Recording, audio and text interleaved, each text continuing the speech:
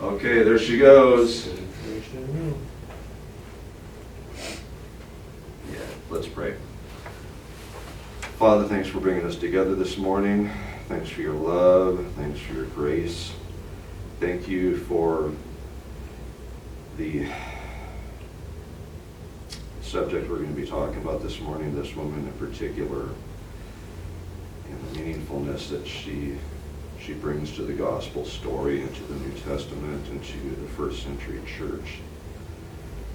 We ask that you'd speak to us and open our ears and our hearts and minds, Father, to receive what you have for us this morning. In Jesus' name, amen. Okay. So, going back to, well, not back to, we are currently in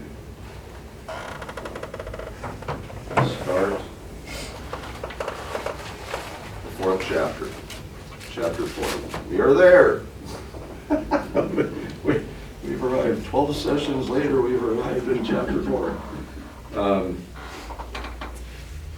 But this is, of course, when John wrote this, there wasn't any chapters and verses, and so this is like, I don't know about you, but I feel like whoever the person that was that came up with, separating things into chapters and verses didn't always do a huge, great job of divvying things up.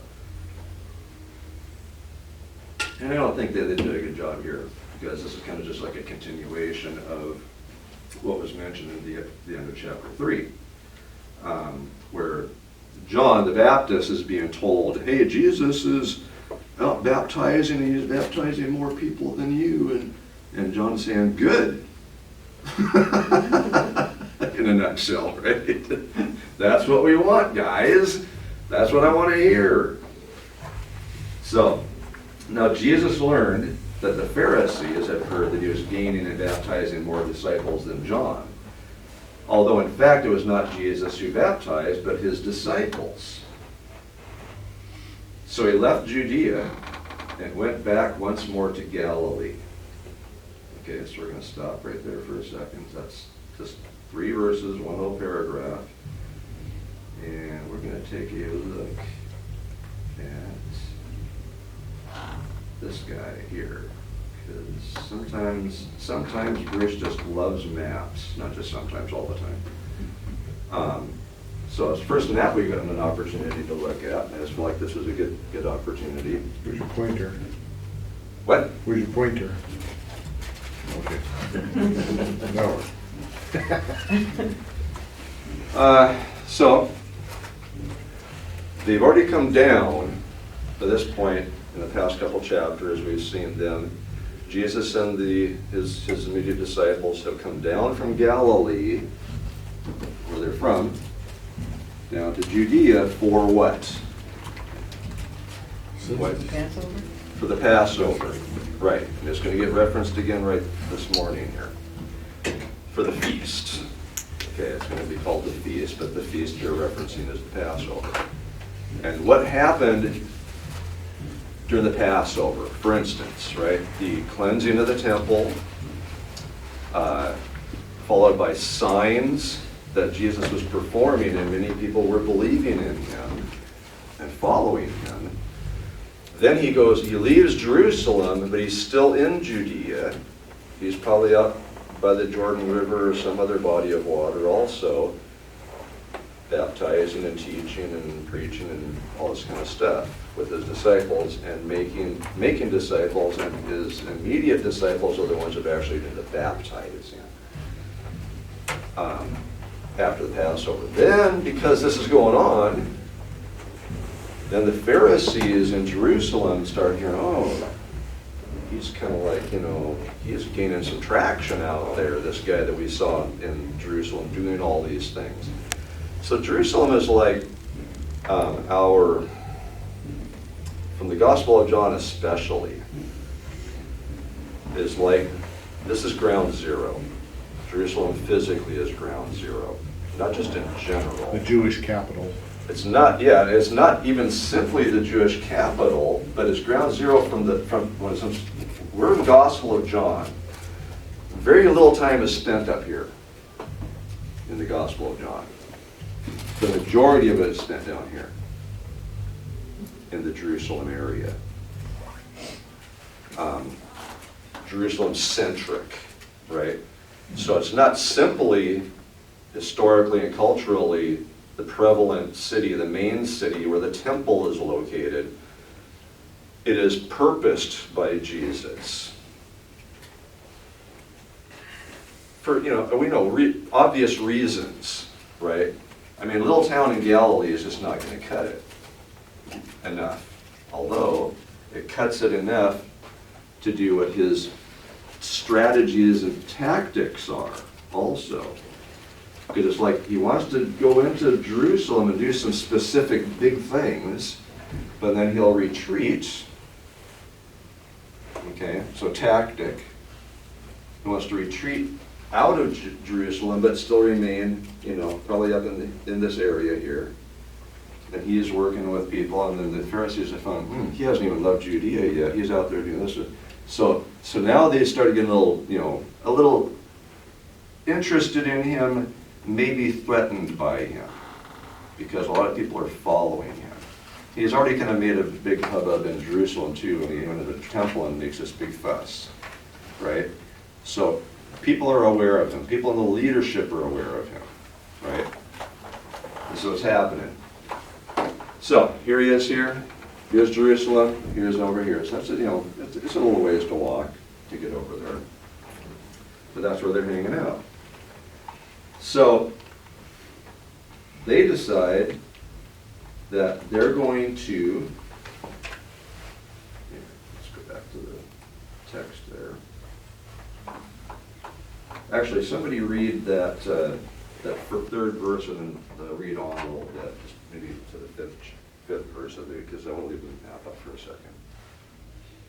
Anybody? When the Lord learned of this, he left Judea and went back once more to Galilee. Now he had to go through Samaria. So he came to a town in Samaria called Sychar, near the plot of ground Jacob had given to his son Joseph. Okay, that's good. So Judea is here, Galilee is here. Perea is also part of Israel. So the wrong side of the river. But it's the wrong side of the river. But Samaria, no. Morning, Don. Good morning. I sent some links at the midweek mailer that I hope you got a chance to look at. There was one of them that just had to do with the history of Samaria, right?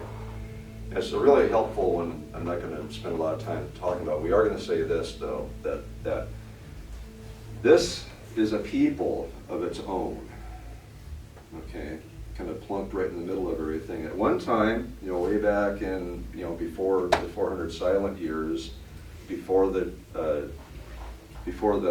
Jews were taken off into captivity into Babylon, by that point, the northern kingdom, if you remember the northern and southern kingdoms, Judah and Israel is gone. And they were taken into captivity by Assyria, and they were gone. And a remnant was left in the south, Judah, and then ultimately they were taken captive and pulled over to Babylon. And Persia took over Babylon.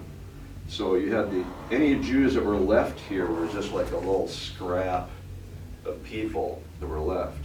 And so the non-Jewish populations in this area kind of re-inhabited and reacquired space, right?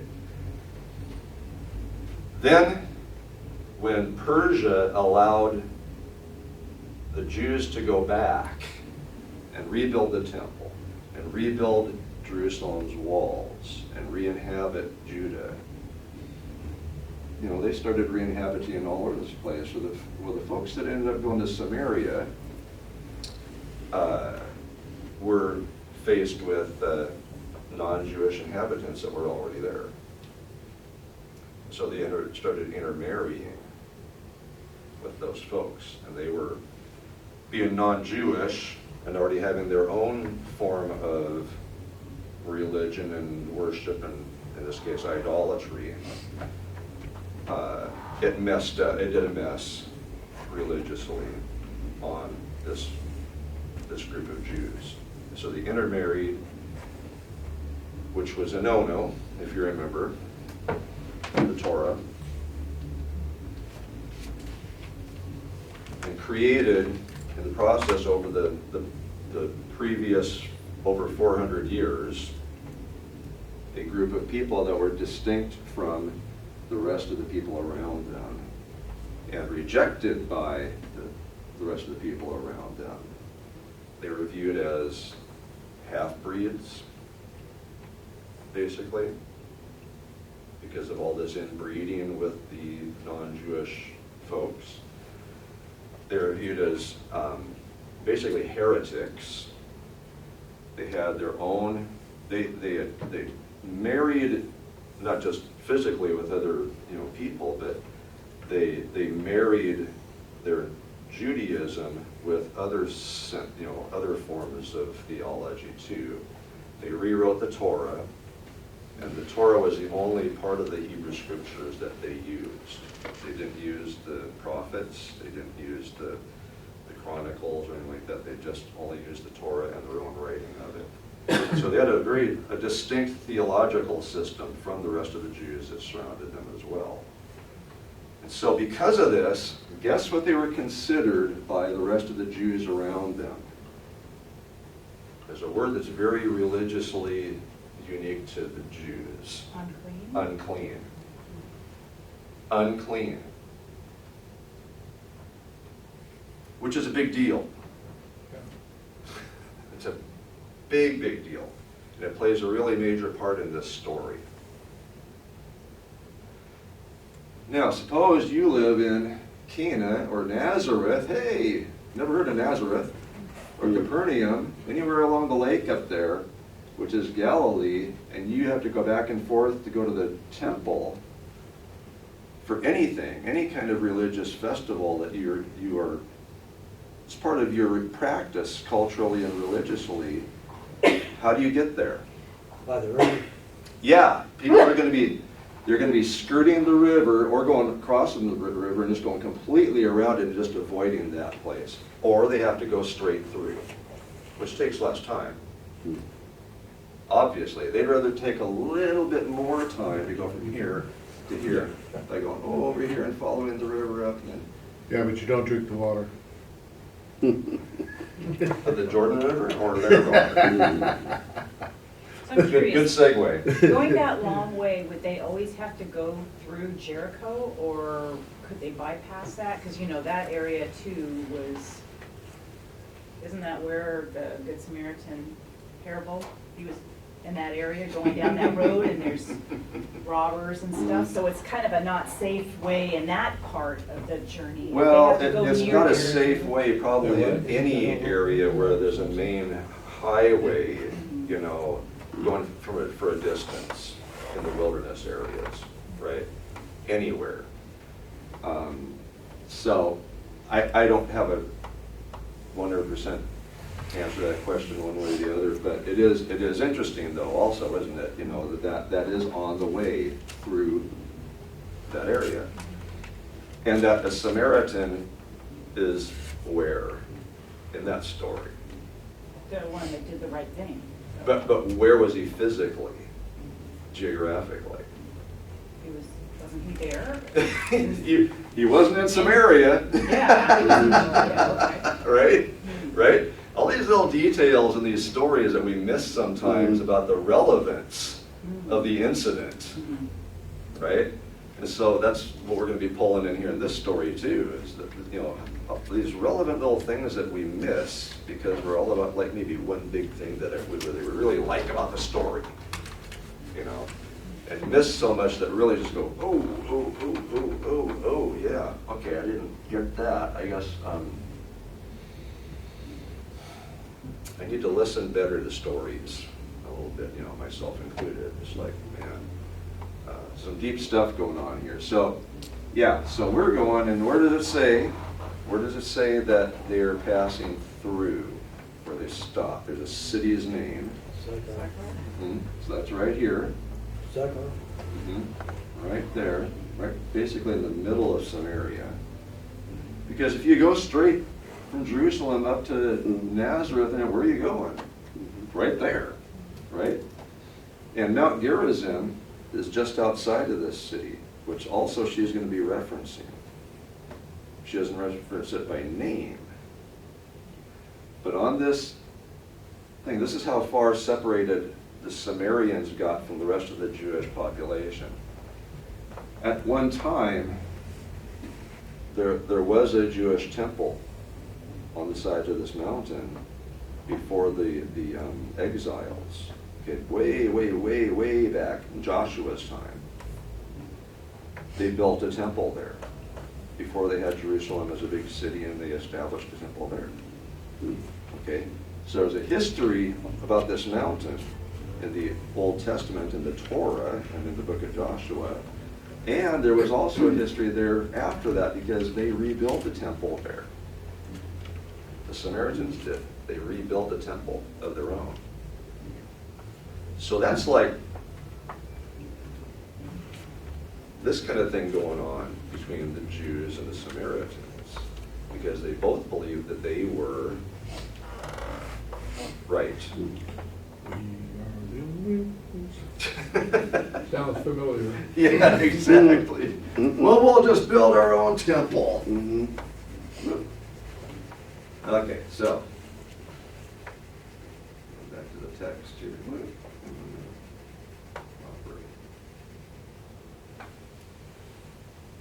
I don't know what we ought to be getting all the time.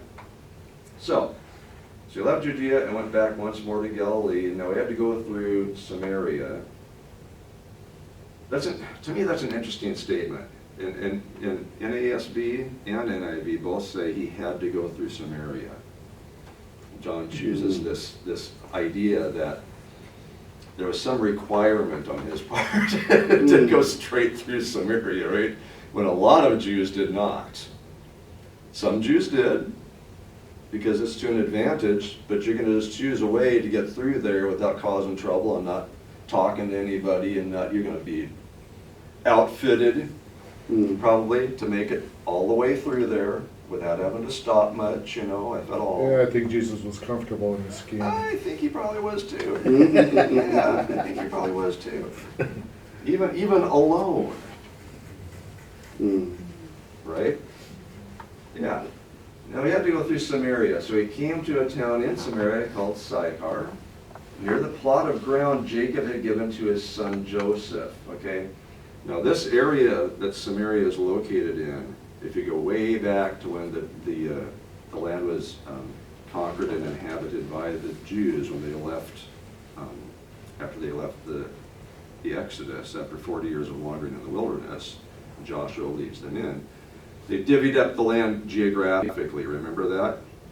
So this land that they're in, Samaria, sorry, I don't have the map back up yet, again, that's the place where, that was designated, they're even referencing this in the 1st century, referencing that's the area that all that land was given to his son Joseph.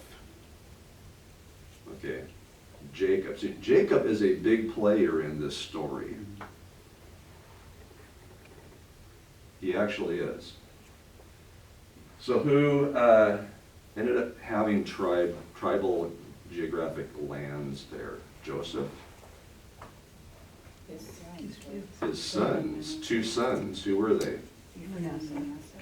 Ephraim and Manasseh. Yeah, were not 2 of the 12 sons of Jacob, of Israel. They were his grandsons. So they have this also historical and cultural attachment to Jacob and Israel through his son Joseph, and they believed also that they were descendants of Joseph, which made him kind of special too, because Joseph, come on, Joseph, Jacob's well was there. Now, funny thing is, if you hunt for Jacob's well in the Old Testament, it's not really mentioned that much, if at all. It's not really, you're gonna have a hard time finding it, even though there is mention of the well, okay? So it's historically decided that Jacob's well was there in Sychar, right? Near the base of this mountain. That all makes geographical sense more or less with the Old Testament. But there's lots of wells, right? Jacob's well is a very specific well. What do we know about the well in the Old Testament that be connected to Jacob somehow? Remember your Sunday school classes when you were kids and the Old Testament stories? Is it one that they were fighting over a lot? Is that, I'm thinking of a different one than. That would be maybe a Lot and those guys maybe that were No, I mean, there was. Abraham and Lot's shepherds were Yeah, that fighting was over a different well. group, yeah. No, see, who did Jacob meet when he was traveling through this area and fall in love with? Oh, his wife. Rachel. Rachel. That's where they met. Was at this specific well. And this well that he's at, that Jesus is at right now, is called Jacob's well. They literally are calling it that. They're not saying, we think this is Jacob's well. It's the text John is writing in the historical situation, geographical situation, they're telling us this is Jacob's well. And historically also that it's a dry well now, but that well actually is located, and considered the same well after all these centuries. It's about 75 feet deep, but they figure that it's probably about 100 feet deep when it was being used back in those days, and it was a productive well, about 9 feet across when they dug it. So it's a big hole, big deep hole to get down. Which is a lot of work, not just to make the well, a lot of work to retrieve water out of it. Whether it was a cistern that you could walk down into and walk back up with, or haul it out, by ropes. Can you imagine hauling a bucket of water 100 feet up, or cranking it, or whatever method you were using in those days to pull it up? Water's heavy. I used to watch one of my gigs back in the 20s was the Weyerhaeuser closed one of their off-site sawmills. It was a division, and I got the privilege of a 2.5 year long vacation of watching. This is Longview. Leslie's from Longview, and we were married there for years. Our kids were born there, and so it was my job, full-time, 40-hour a week. I was one of 3 or 4 people, 24/7 coverage of this closed property, sawmill, planing mill, equipment shed, log pond, log yard, the whole 9 yards. Big old property, right along a slough. And one of the first things they said is, you gotta do this. Maintain the level of the log pond, because they had put it up for sale. They wanted to be able to show that, this log pond, here's a log pond. This is what it looks like, this is what holds, blah, blah, blah. For about a year and a half or so, I was maintaining the level of that log pond. And this is how I would do it. It wasn't easy. I had to go to the pump house, which was on the slough, and get on a deck all year long. Rain, snow, sleet, wind, didn't matter what the weather was. If it needed to be leveled off, 5-gallon bucket, on a rope and toss it into the slough, 5 gallons, haul it up, pour it into the pump to prime it, and then turn it on. And if it didn't work, you had to do it all over again. You know, that kind of thing. Hauling a 5-gallon bucket of water up with a rope, you know, probably about, even though it was only like about this high, that's a little bit of work, right? By hand, just totally by hand. They finally said, stop doing that. Anyway, so a lot of people just don't consider, we don't think that way, but we just hear a story that's, you know, just passing by, you know, because when it's written, a lot of people get it, right? When John wrote this, a lot of people get this. But you know who doesn't get it? Us. Even people that have wells in our day. They have pumps. You know, they have electrical mechanical pumps. It is a lot of work getting the water out of a well. And people survive on it. They're dependent on it, right? So anyway, that's just a little reminder of what's about to happen, right? That was funny because you had that picture up there and I was like, she had that thing full of water and she dumped it to go? No. Well, see, it's almost like she didn't even necessarily, it was like she dropped it. Yeah. Thinking, oh no, I gotta go. Right? That's one of the things I kind of love about that picture. Oh no, I gotta get out of here. I gotta go tell somebody, right? Which is what we're running into in this story, really. So, Jacob's well was there, and Jesus, tired as he was from the journey, sat down by the well. It was about noon. Some of your versions say it was the 6th hour. Okay. There's 2 different ways that they would measure time back then. There was kind of the Jewish way and also the Roman way. But whichever way you cut it, it seems that it was the high point of the day, the middle of the day. Roman time says 6 p.m. Yes, I believe that's correct. Right. Yeah. Right. And so I'm of the mind that this is using the Jewish form. This is, you know, the hot time of the day. But guess who else was pulling water out of this same well for her sheep centuries earlier at the same time of day?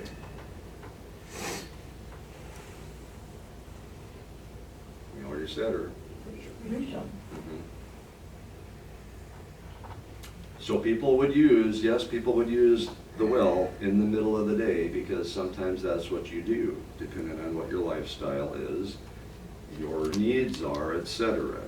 Right? There's all kinds of reasons why people would go to the well and why they would not go to the well, depending on their lifestyle, right, and their daily rhythms. When a Samaritan woman came to draw water, Jesus said to her, "Will you give me a drink?" Now, where do we see that in the Old Testament too? Right? So see the intentionality that Jesus is using tactically in this conversation? That she may not be, at least at the moment, when he starts this whole engagement, she probably later on realizes, oh. Set up. Yeah. She was set up. Yeah. He is and by the way, what is the only portion of the Hebrew scriptures that they utilize? What did we say? The Torah. Okay.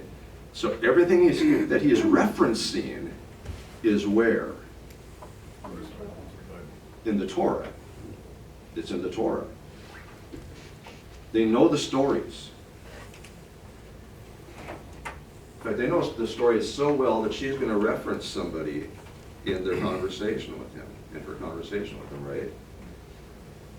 But he says, "Will you give me a drink?" His disciples had gone into the town to buy food, so they vacated to go into town to get some food, right? So I left him alone, just kind of relax and rest. Will you give me a drink? Now, could he have gotten his own drink? He's capable. Sure, yeah. I mean, come on. It's an odd question, isn't it? I was gonna tell another story, but I'm just I gonna don't skip think he that one. could. Because she I said mean, you don't. he would not have tapped into his godly power. No. And she says you have nothing to draw with. Yeah, Okay. that's what I was gonna say. Okay, So- very That good. made you 2 hands Very you could good. draw water out of. You gave me a cup. Climbed down in there, you know. How far? all that Okay, stuff. Okay, so we'll get to that in just a second. We'll come back to that. But her immediate question back to her is the obvious. You are a Jew, and I am a Samaritan woman. How can you ask me for a drink? They spoke Aramaic. The Samaritans spoke Aramaic. The Jews spoke Aramaic. Now, there may have been accented, dialectic differences also, though, because even the Galileans, as we read in the Gospels and in Acts, when they spoke, people knew that they were from Galilee.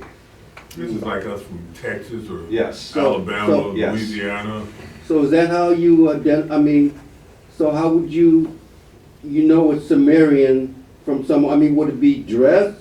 It's not- It doesn't say what? specifically, of course, but I'm thinking that I mean, maybe a this- combination of the way Okay. that they're dressed, the way he talks, Okay. because he's a Galilean, right? That they would imagine, but probably dress a lot, right? Because Okay. when she walked up, she probably was aware that he was already a Jew.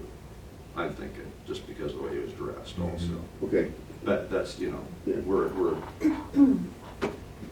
doing some guesswork, but, so you're a Jew, and I am a Samaritan woman. How can you ask me for a drink? For Jews did not associate with Samaritans. So think about that whole entire statement right there. What all is encapsulated in that statement she makes to him in response? Willie? Samaritans were crossed between the Jews and the Assyrians who captured Correct. Correct. Israel. Yep. And You missed that conversation already, but go ahead. Oh, you already said all that? So the ask, they were hated, they were half-breeds. They were- And they were hated, Exactly. and so that had to be a lot of it, right? Yeah. You Yeah. probably said all that already. Yeah. Anything else you want to add to that? Huh? You want to add to that? And she was a woman. She's a Yeah, the gender part. woman. And she was a woman. There's a lot of strikes there. There's a lot. There's a lot of strikes. Right here. Just in that one statement. And alone. And yeah, you're gonna get to it. Yeah. I'm not gonna do like you Yeah. to me. She literally asks him, how can you ask me for a drink? Okay.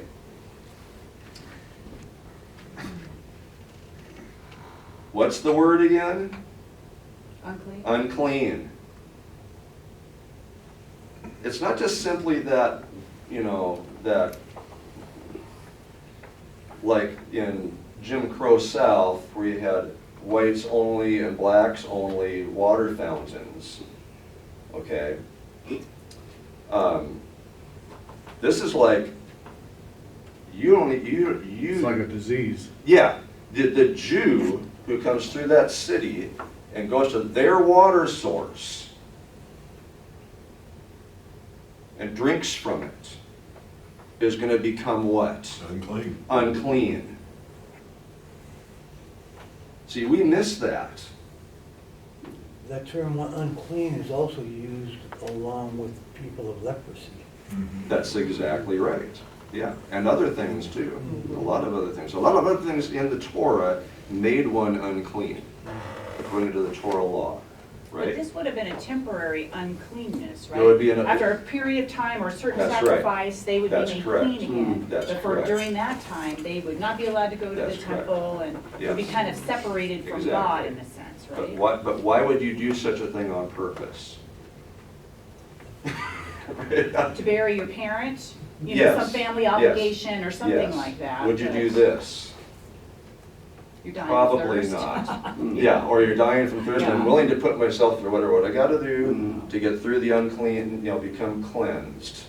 You know, the period of cleansing. Like, Yeah, I was sitting thinking, and I totally forgot. you, okay.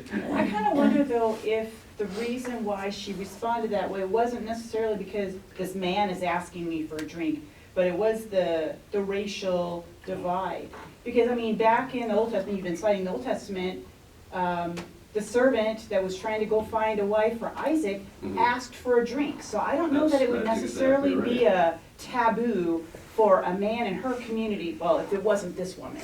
If it was any other Samaritan woman that was at the well and a man came up, maybe he's, you know, shepherd or whatever, or a traveler, you know, from a different part of Samaria, they probably would have asked for a drink. And maybe for hospitality's sake, she would have given him something. But I don't know that there's that gender conflict there like No, we're I putting don't in there. believe so either as strongly, but she is still a woman, he's still a man.